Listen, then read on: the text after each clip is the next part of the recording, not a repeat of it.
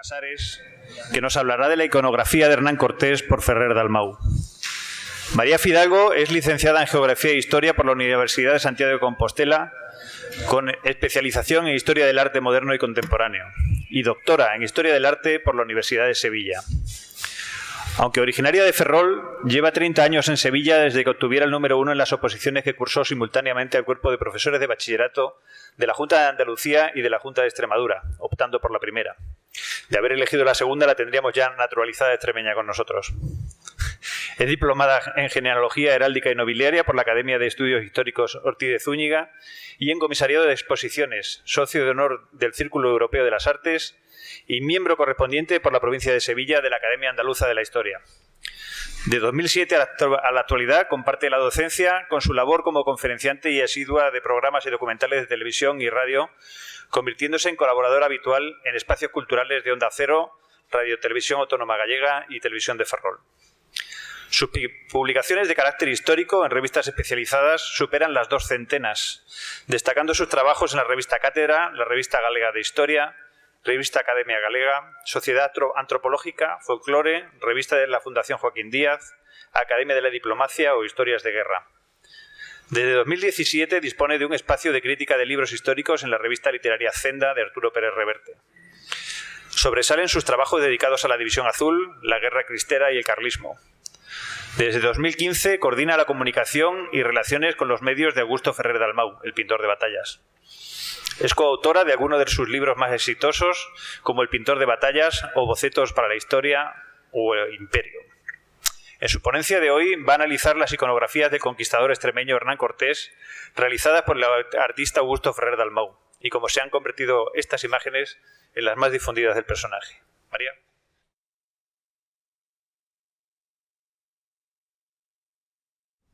Buenos días a todos.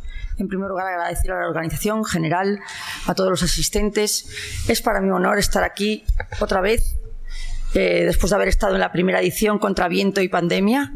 Estuvimos aquí y ahora estoy aquí esta segunda vez. Y espero, si Dios quiere, estar aquí en todas las ediciones siempre que tenga algo interesante que aportar. Y creo que esta vez lo tengo. Yo no sé si mi ponencia es la más interesante, pero os aseguro que es la más vistosa. Eso lo vais a ver y me lo vais a decir después. Me encanta estar aquí conmemorando uno de mis personajes favoritos, además, un personaje impresionante, crucial en la historia de la humanidad, y me encanta estar aquí precisamente hablando de Hernán Cortés. Pero me siento profundamente avergonzada de un país que ha dado la espalda a un aniversario como era el de Cortés, por factores extrahistóricos, que haya cedido a complejos absurdos y no haya celebrado la conmemoración de la conquista de México como hubiera debido. Dicho esto, vamos con mi ponencia. Aquí estamos. Ferrer Dalmau ha sido la persona que más ha difundido en la última década la imagen de Hernán Cortés. Pero es una iconografía que viene de lejos y tenemos muchísimos retratos. De hecho, es el personaje de la historia de España más difundido a ambos lados del océano. Pero, dado la limitación de las ponencias, yo solo me voy a restringir al caso español. Tenemos decenas de retratos y además tenemos una particularidad, que es que hay una extrapolación al arte filatélico, del que también hablaré, aunque creo que no voy a tener tiempo. Los cuadros de historia. Ya veremos cómo en España hay poquísimos cuadros de historia. Y ya os explicaré por qué. Es una cosa muy curiosa, pero es el país que menos cuadros de historia tiene y menos tiene de historia militar. Aunque en el siglo XIX sí es verdad que tenemos 16 como mucho, tampoco es que tengamos tantos.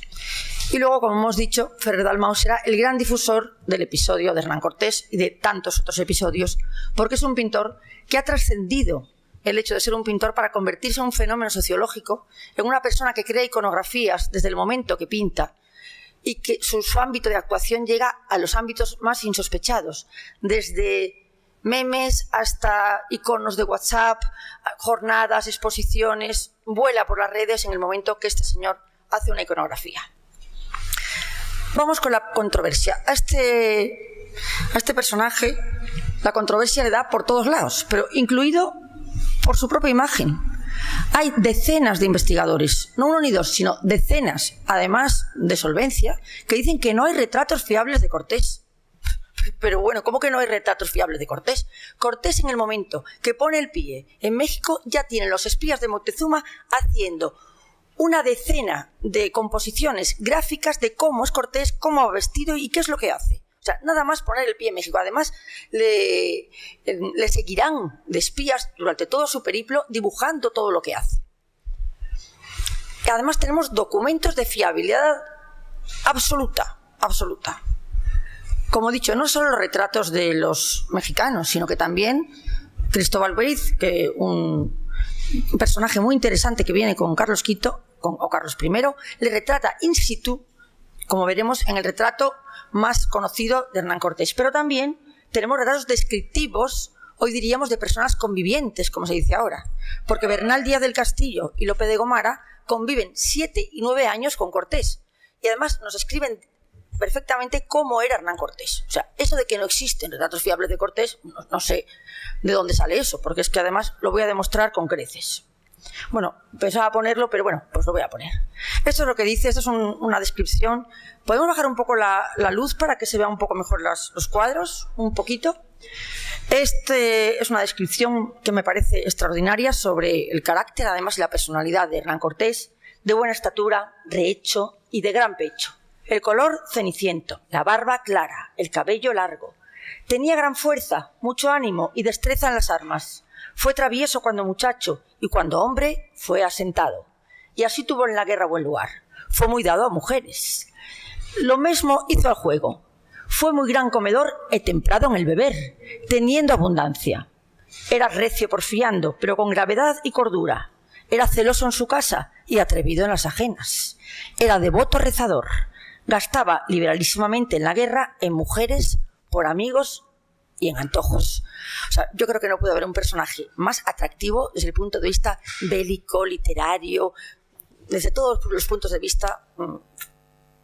Hoy diríamos, como dirían los jóvenes, es un crack. Bueno. Como he dicho, desde el primer momento que pone el pie Hernán Cortés, aquí lo tenemos.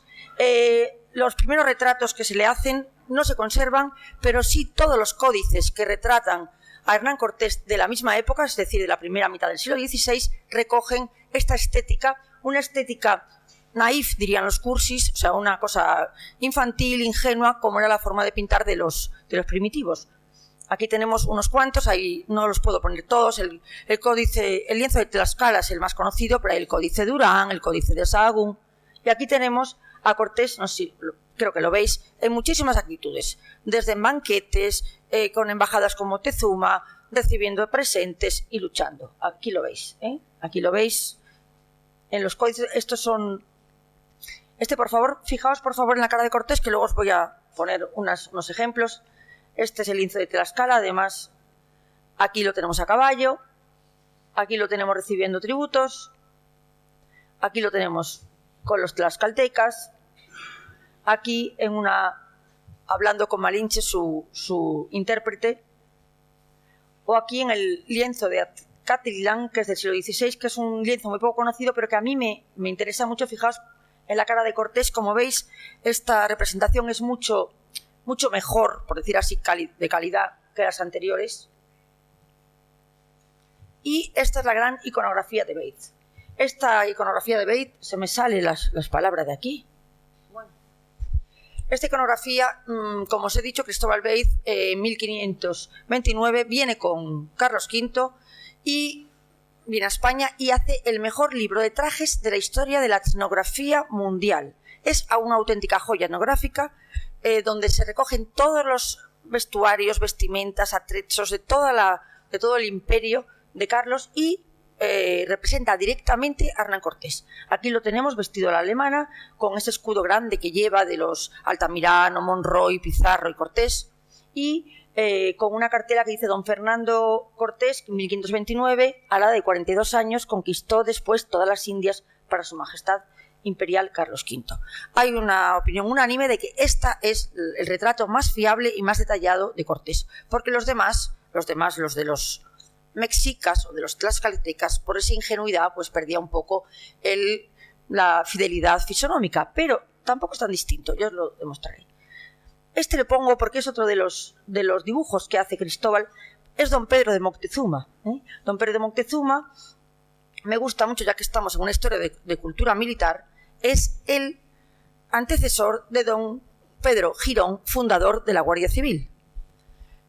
Mucha gente no sabe que el fundador de la Guardia Civil, el duque de Ahumada, desciende de don Pedro de Moctezuma por una de sus líneas, con lo cual es importante recordarlo por el carácter mixtificador, el carácter de mestizaje que desde el primer momento los españoles practicamos en América frente a otras culturas.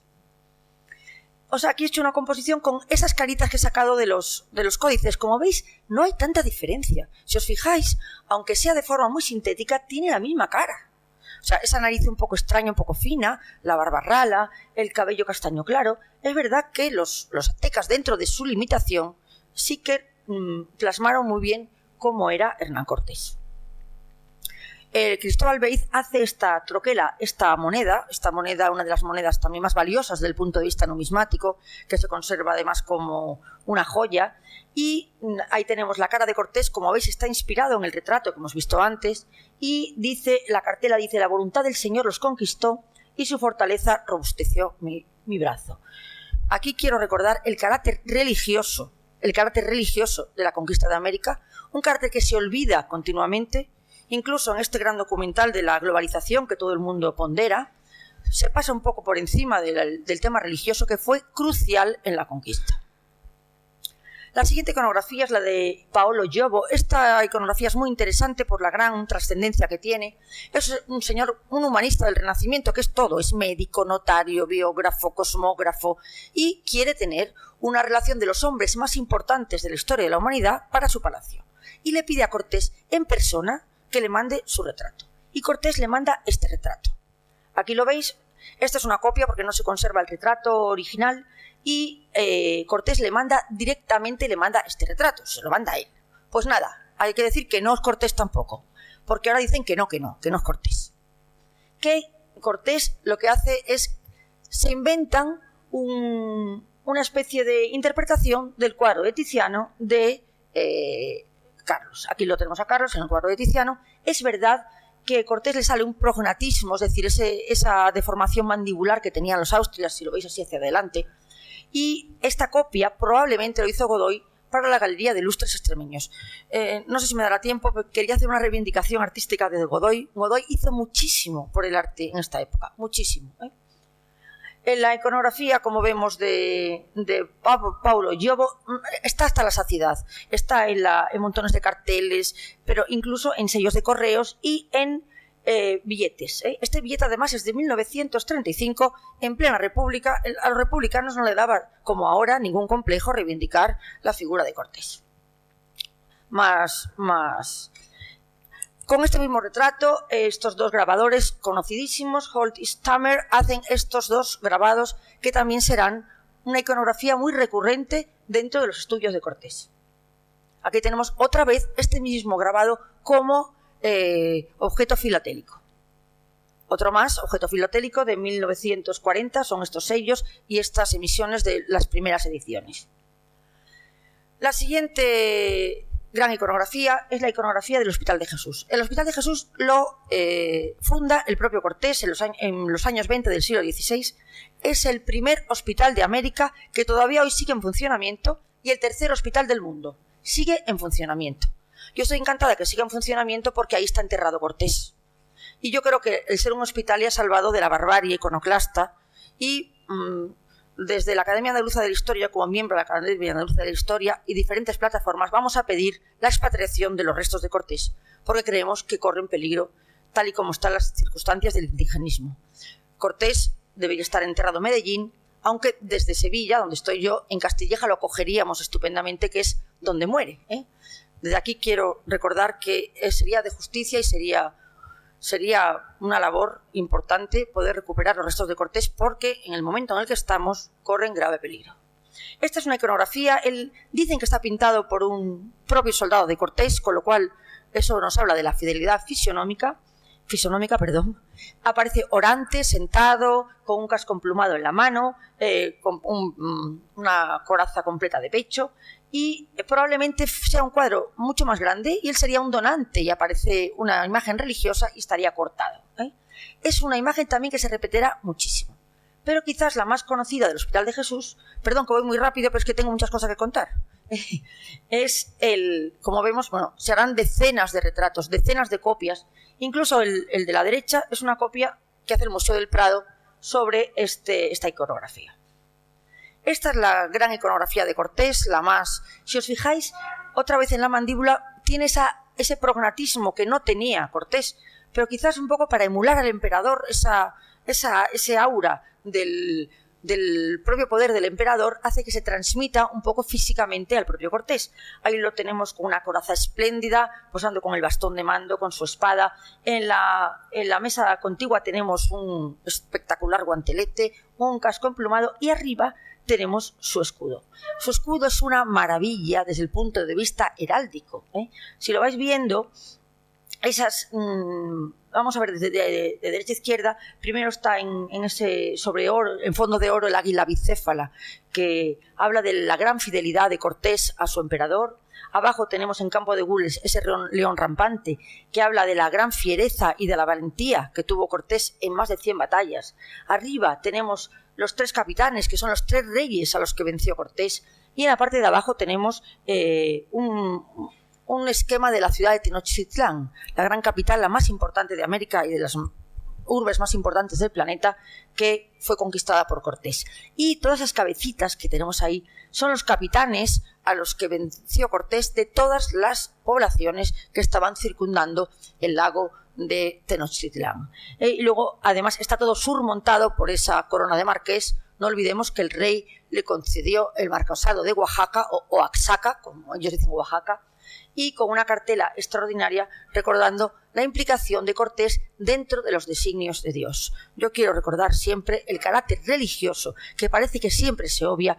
No se puede concebir la conquista de América, el Imperio Español, sin ese sustrato religioso que era parte inherente de las personalidades de entonces, parte inherente, y no se puede olvidar. Tal vez no se pueda comprender, pero es que era crucial el honor a su rey, el honor a su Dios, la lealtad, la honestidad dentro del carácter de la milicia. Era algo fundamental dentro de los conquistadores españoles. Por mucho que nos hablen de esos genocidas saqueadores, había detrás lo que yo os estoy contando. Puede que sea una moneda de 2 caras, pero una de ellas existía, y es la que yo digo, aunque se obvie.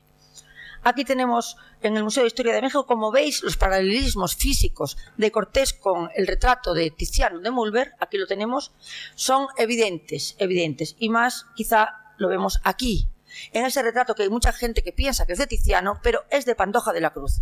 Un retrato espléndido, que ahora mismo está corriendo peligro porque el Museo del Prado lo ha cedido a Moscú. Ahora mismo está en Moscú este retrato, y no sabemos lo que puede pasar si se cierran las fronteras, si no se cierran, y el Museo del Prado está en un aprieto porque quieren recuperarlo, evidentemente, y no sabemos el devenir de la historia, cómo puede pasar, pero puede quedarse ahí atrapado el cuadro. Y es un cuadro espectacular en el que me encantaría pararme, pero bueno, no puedo. Como vemos, bueno, hay decenas de reproducciones de no me puedo parar, en todas partes, su traspolación al mundo filatélico. Incluso el propio escudo de Cortés se convierte en protagonista filatélico. Incluso la estatua que tenemos en Medellín también se convierte en objeto filatélico. De hecho, es el personaje más recogido en la filatelia española. El más recogido, ¿eh? Aquí lo tenemos. Me llama mucho la atención porque nada menos que está en la Casa Blanca. Está en la Casa Blanca porque cuando Estados Unidos hace esa ofensiva brutal contra México y les roba un inmenso territorio de sus... Por cierto, nunca piden a Estados Unidos que pida perdón por nada, y les robaron la parte más rica de su territorio, y además la tienen en la Casa Blanca con el escarnio, que significa que el presidente americano sería un segundo Cortés. Igual que Cortés conquistó Tenochtitlán, el presidente americano hubiera conquistado para Estados Unidos gran parte del territorio mexicano. Están equiparando a Hernán Cortés con el presidente de Estados Unidos. Bueno, este es importantísimo también, a ver si puedo ya entrar con Ferrer de Dalmau, dentro de las historias ilustradas de las empresas de la Ilustración, una de ellas fue la fundación de la Real Calcografía. La Real Calcografía fue fundamental. Aparecen por primera vez técnicas tipográficas que pueden, lo que es el grabado, lo que es el aguafuerte, y Florida Blanca es el que lo funda. Además, dicen que sinceramente que la hizo pensando en este proyecto, que es los retratos de los españoles ilustres. Y Godoy tuvo un especial interés en esta calcografía. Incluso mandó depurar las técnicas, que mandaran a los mejores técnicos para hacer estos grabados que recogerían a los mejores y a los más importantes españoles a lo largo de la historia, independientemente de su cuna. Ahí sí que hay un doble sentido, en el sentido que Godoy así justificaba por sus acciones y por sus méritos personales el ocupar el cargo que ocupaba por sus propios méritos. Además, es una colección muy honesta, porque ellos dicen que como no encuentran un buen retrato de Cortés, cogen uno de Tiziano que no es. Dicen, esto lo dicen los propios ilustrados, dicen, es cosa averiguada que no representa que el capitán se copió de Tiziano. Pero bueno, aquí lo ponen. Y tienen también, llevaba anexo una biografía documentada sobre el personaje.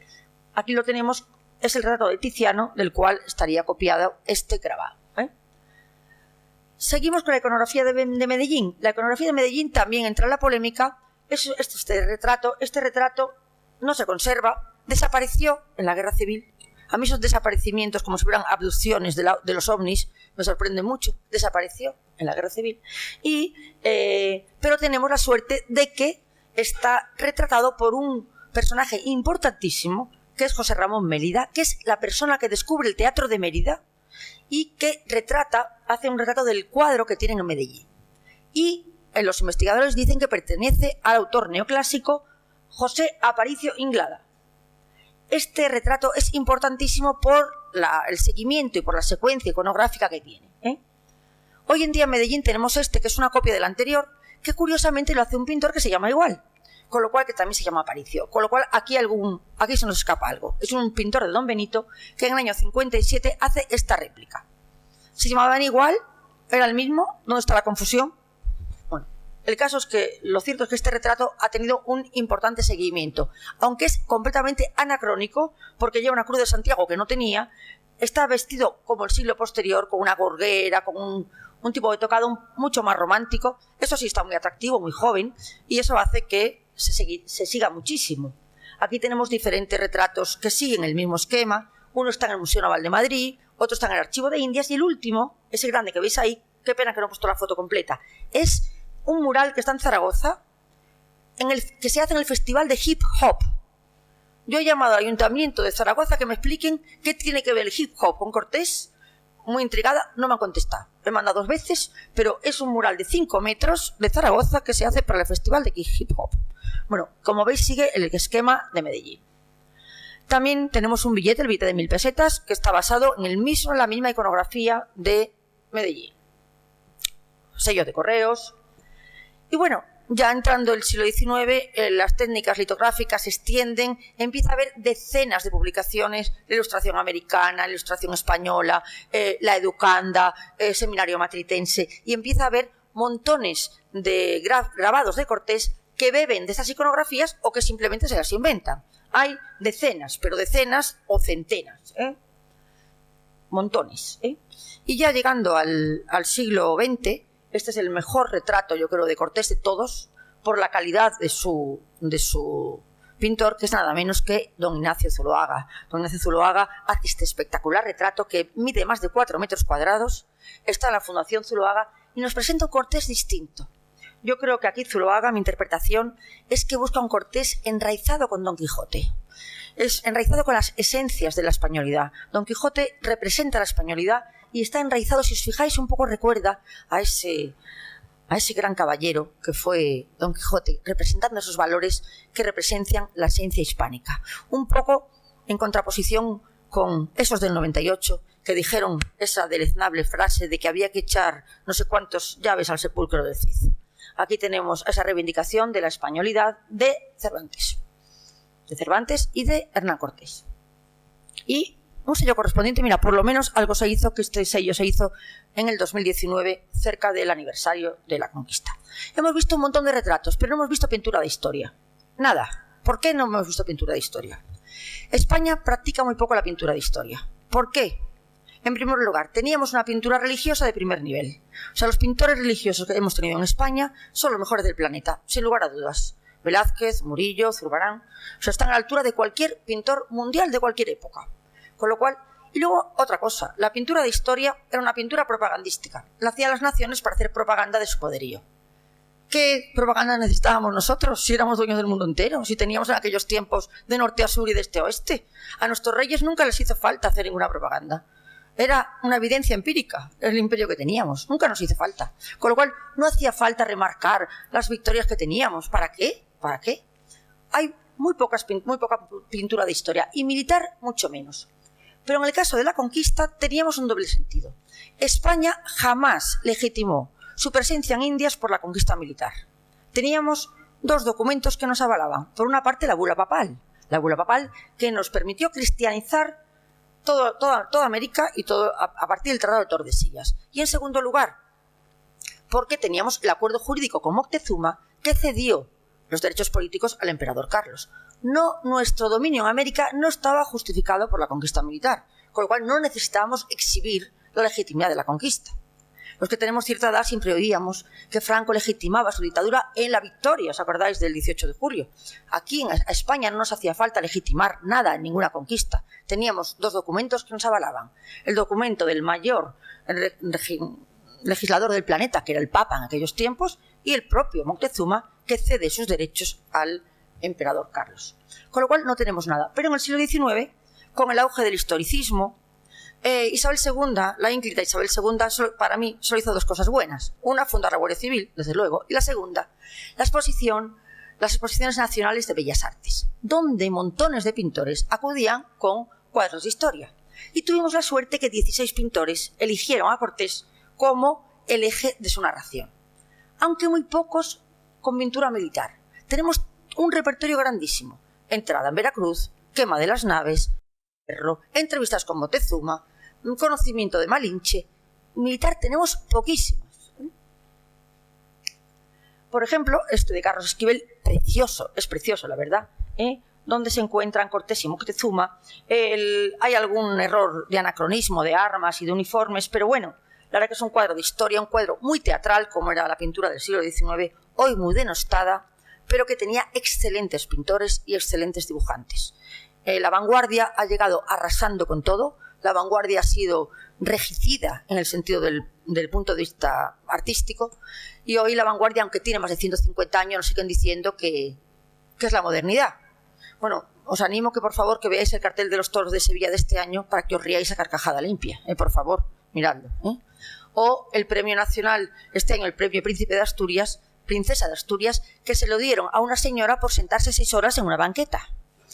Es la señora Abranovich. Ese es el premio Príncipe de Asturias. Recuerdo que Ferrer Dalmau no tiene la medalla de las Bellas Artes, por ejemplo. Bueno, aquí tenemos otro. Este de los poquitos que hay, que es Hernán Cortés quemando las naves, es de Sans Cabot, está en el Museo de Tenerife y mide nada menos que 4 metros cuadrados. Y esta iconografía tuvo cierta importancia porque tenemos un billete de una peseta, fijaos, billete de una peseta, donde se recuerda este episodio. Tenemos también marinas como la quema de las naves. ¿Es esto un cuadro de historia? Más bien es una marina. Está en el Museo Naval. Es del gran pintor Rafael Monleón. Y de Gómez Cros tenemos el prendimiento de Moctezuma dentro de los aposentos.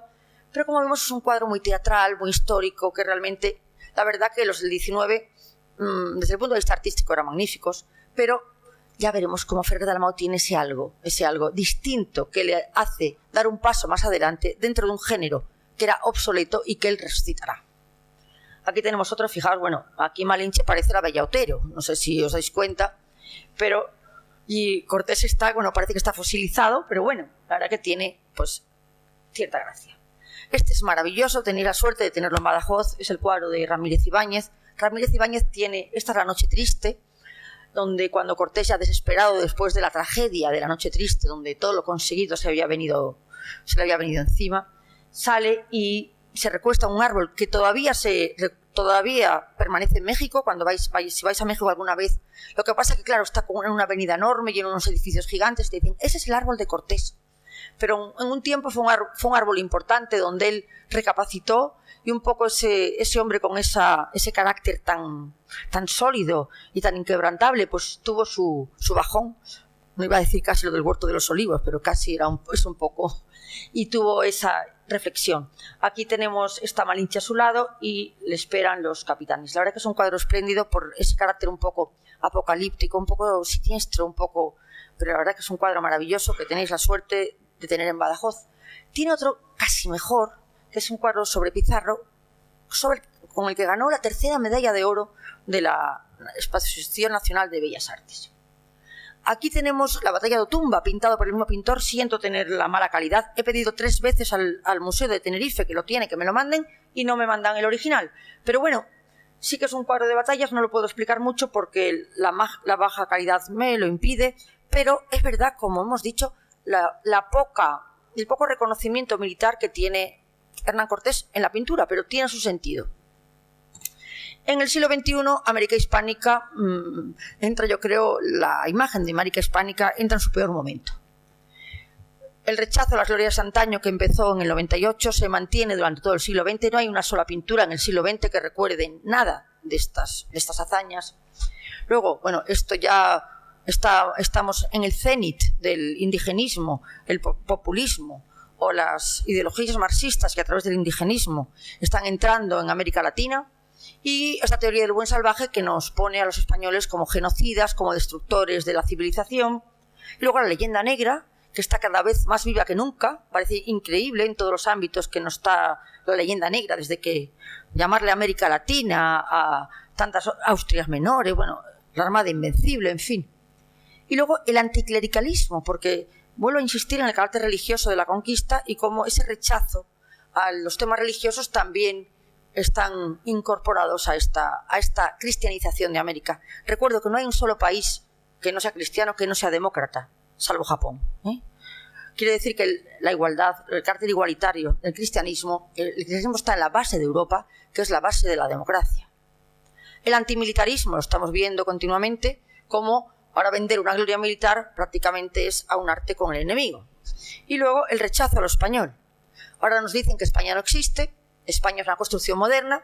Yo no sé si Cortés cuando le llamó Nueva España estaba alucinando, se había tomado una hierba de esas que le dieron allí los mexicas, porque le puso Nueva España. Y Colón le puso la española, pero ahora nos dicen que España no existe. Bueno, pues aquí está. Y luego ya la sombra del franquismo, que está por encima de la historia de España. Sabéis que ahora hablar del Imperio Español pues parece que tiene, entre comillas, un tufo franquista, algo completamente absurdo, pero la verdad es que existe.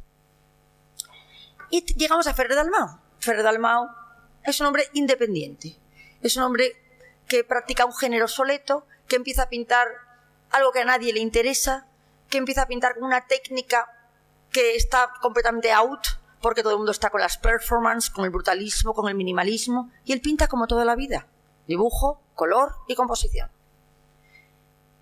Va a contracorriente y en 10 años prácticamente se convierte en un fenómeno sociológico. De las loterías que me ha tocado la vida es poder estar trabajando mano a mano con este pintor.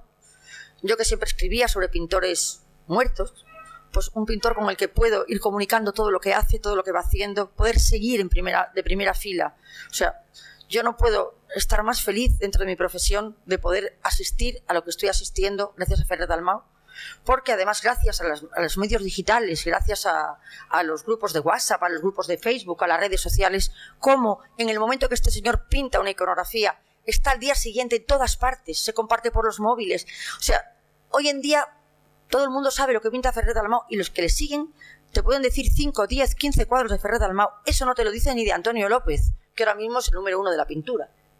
Y en el momento que él pinta un cuadro se convierte en la iconografía del episodio.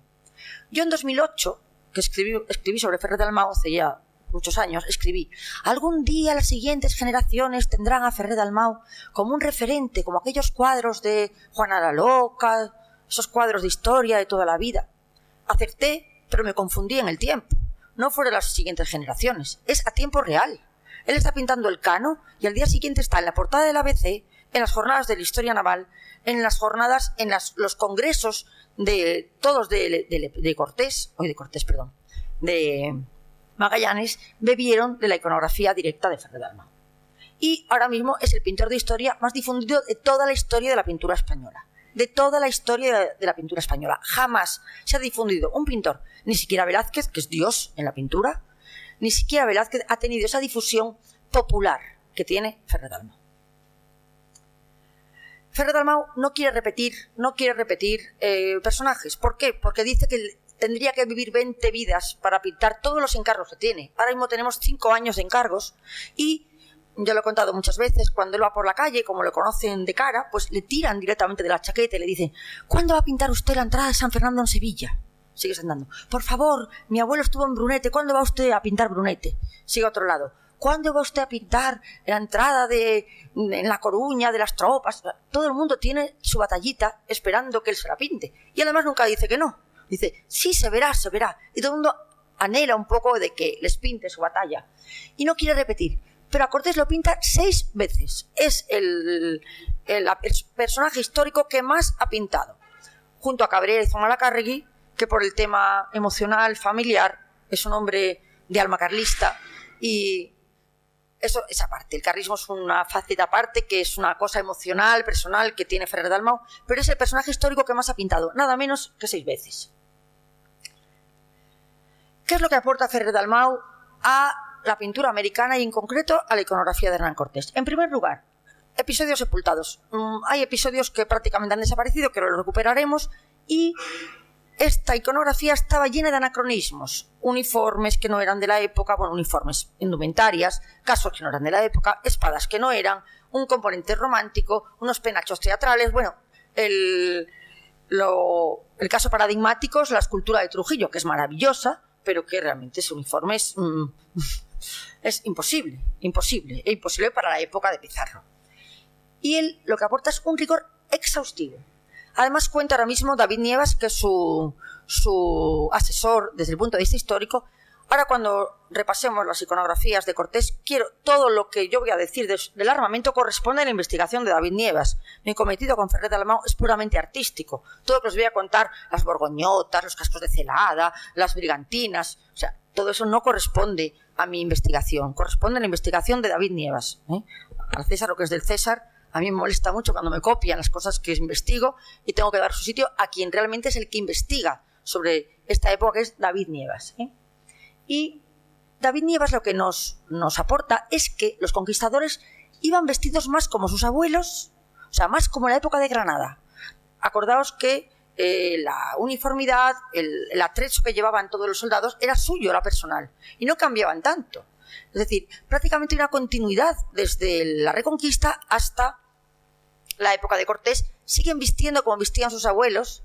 No puedo, dame 10 minutos. Por favor, ¿me dejáis 10 minutos más? Decírselo por favor al organizador, que no me da tiempo. Por favor, pedírselo. De verdad que va a ser precioso, de verdad, ¿eh? Bueno, el caso es que, no me puedo parar. Pues no me paro, venga, no me paro. Bueno, voy a dar rapidísimo. El Cañón del Colorado, espectacular, López de Cárdenas. Espectacular. Conquista de Venezuela, Alonso de Ojeda. Espectacular, por Dios. Vázquez de Coronado, impresionante. Menéndez de Avilés, mi libro de Imperio. Hemos elegido a Menéndez de Avilés para la portada. Conquistador extremeño, vuestro Sansón de Extremadura. Aquí lo tenéis, por cierto, 3 veces ha hecho el Sansón de Extremadura. A él y al hijo, 2 veces. Y aquí tenemos la primera iconografía de Cortés.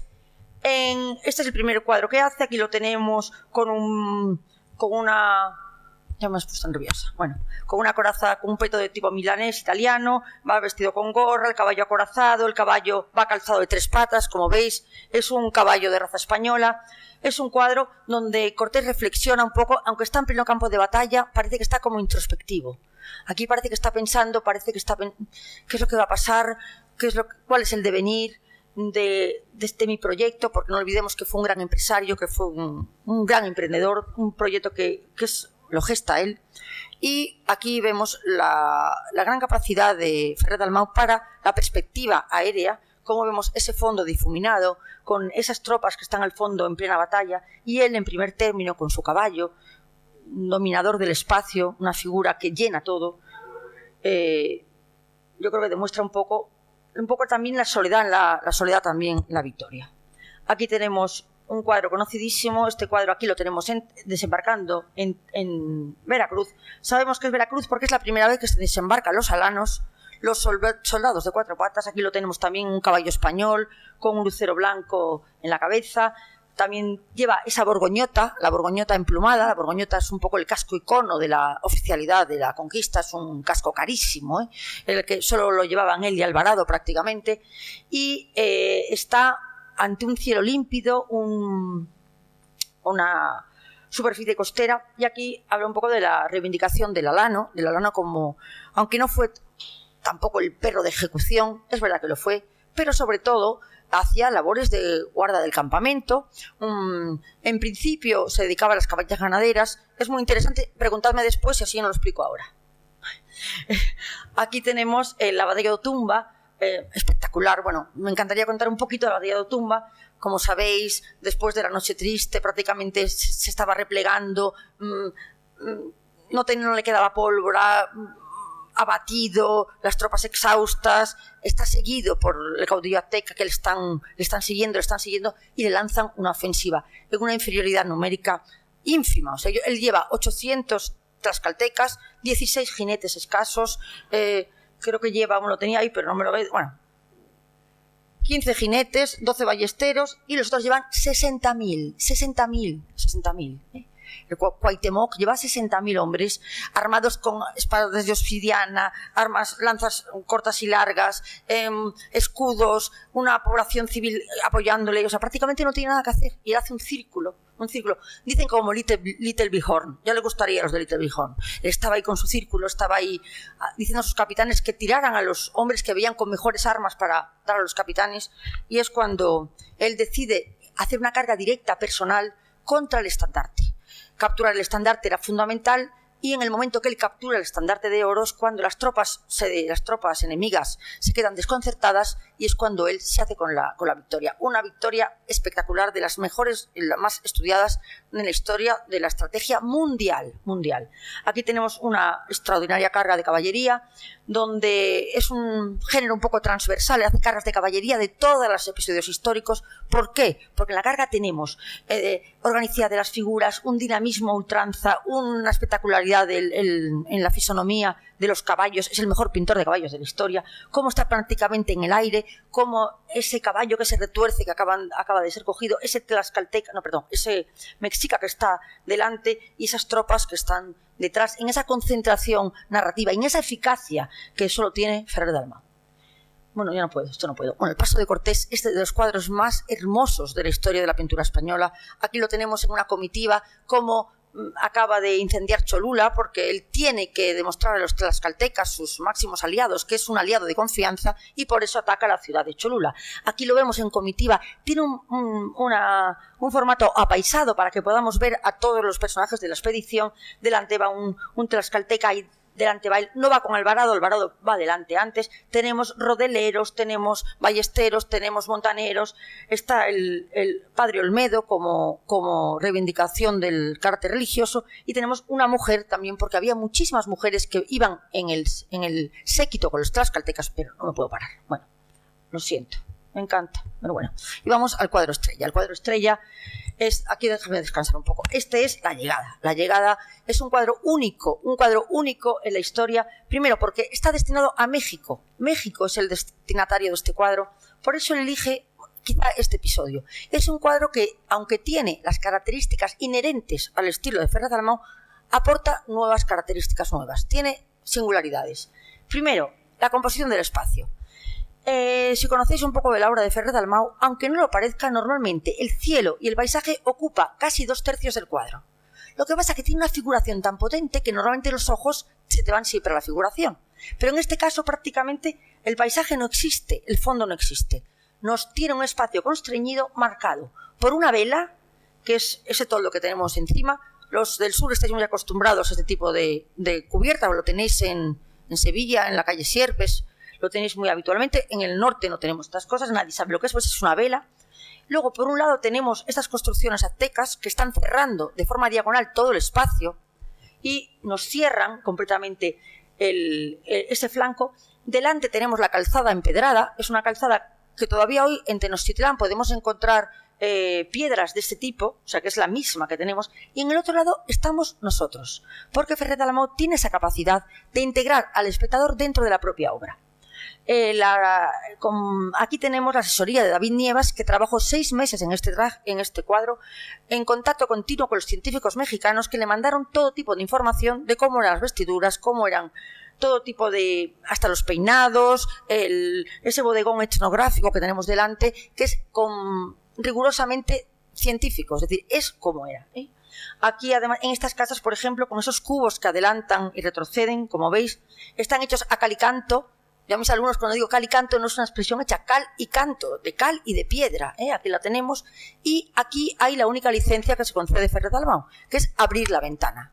Aquí tuvimos que abrir la ventana porque si no el muro se nos hacía demasiado compacto, y es verdad que estas casas no tenían ventana, pero las abrimos para dotar de cierto dinamismo y un poco para que esa figura, si la veis, que es un poco la alegoría de la curiosidad, la persona que sale a ver qué es lo que pasa.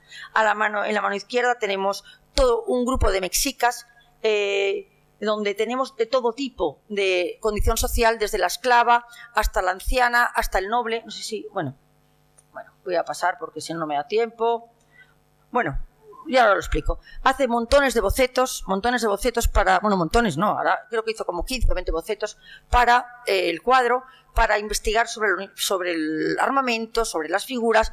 Algunos de estos bocetos los termina al óleo y se convierten en obras exentas. Puntualmente, algunos de los bocetos lo dota de color y se convierten en cuadros exentos. Y por eso, cuando acabe todo, si me deja Fernando al final, me gustaría explicaros el cuadro in situ, porque por primera vez tengo la oportunidad de poder dar una conferencia delante de una obra original. Muchas gracias a su propietario, que nos lo ha cedido, y que puedo explicar con el cuadro in situ. Eso es una cosa muy poco habitual, y yo creo que dentro de 30 años, cuando Ferrer Dalmau va a ser como Picasso, como Velázquez, diréis, yo en Badajoz estuve viendo el cuadro original. De verdad, ya me lo diréis. Bueno, aquí tenemos diferentes bocetos que va haciendo para el cuadro.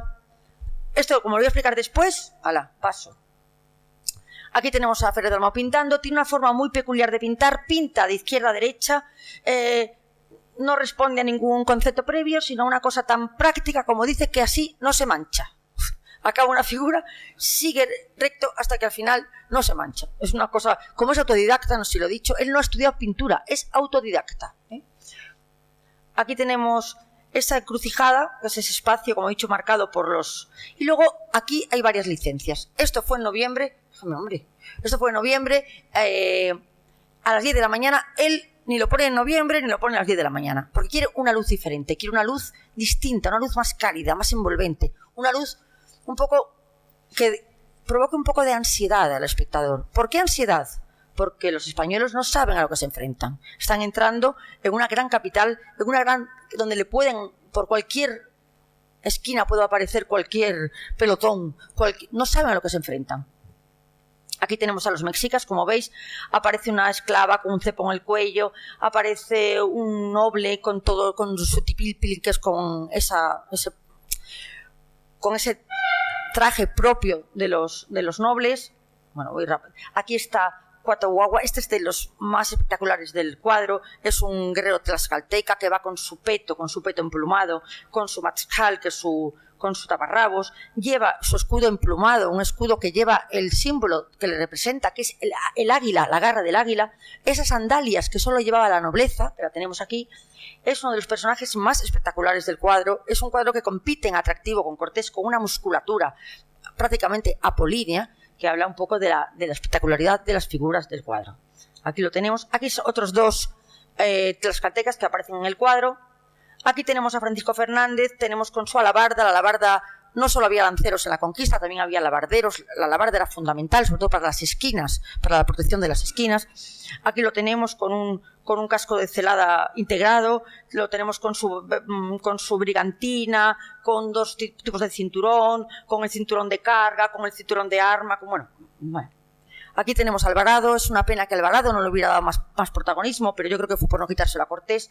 Alvarado es el personaje fundamental con Hernán Cortés. Es el mejor equipado de la expedición, era el que pagó la expedición con Cortés. Aparece ahí con una borgoñota primitiva, con la adarga, que es ese escudo que tomamos de los nazaríes. Es un poco la continuidad de esos tercios que veremos después, que beben directamente de los regimientos que luchaban en Granada, y esa adarga que se utilizará en España prácticamente hasta el siglo XIX.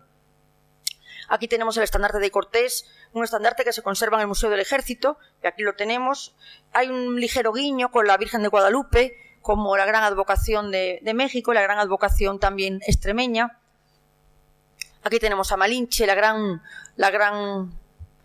personaje también de la conquista por ser trilingüe. El haber sido trilingüe le concedía la facultad no solo de traducir, sino también de interpretar, porque ya teníamos este sentido y sospechamos que a veces no traducía exactamente lo que le decían, sino que lo que parecía que había que decir. Aquí tenemos al Pínfano, por ejemplo, y detrás, si veis, lleva la cruz de guía el padre Olmedo, una cruz que se llevaba a las procesiones. Estoy terminando. Un minuto, hombre, un minuto. Bueno, venga, Rodelero, paso. Aquí vemos el montanero, fabuloso. Pregúntame después, voy pasando. Juan de Lezcano, espectacular, con el montante, espada de 2 armas, fabulosa. Aquí tenemos tal, y aquí tenemos el perro, aquí tenemos el extremeño, hombre, extremeño. Bueno, nada. Aquí tenemos el cuadro. Y bueno, ya acabo. Cortés fue el gran heraldo de la conquista, un gran empresario, un diplomático, un extraordinario soldado, un estratega, un escritor, un estadista que fundó Nueva España y fue crucial en la difusión de la cultura occidental. Cualquiera de estos apartados, analizados individualmente, serían muy loables en cualquier personaje histórico. Cuando confluyen en una sola persona, estamos hablando de genialidad. Y aquí tenemos a Hernán Cortés. El arte crea símbolos de unión e identidad, iconos que encarnan valores y que sirven para recordarnos que somos españoles, herederos de una historia maravillosa forjada por hombres extraordinarios. Muchas gracias y perdón.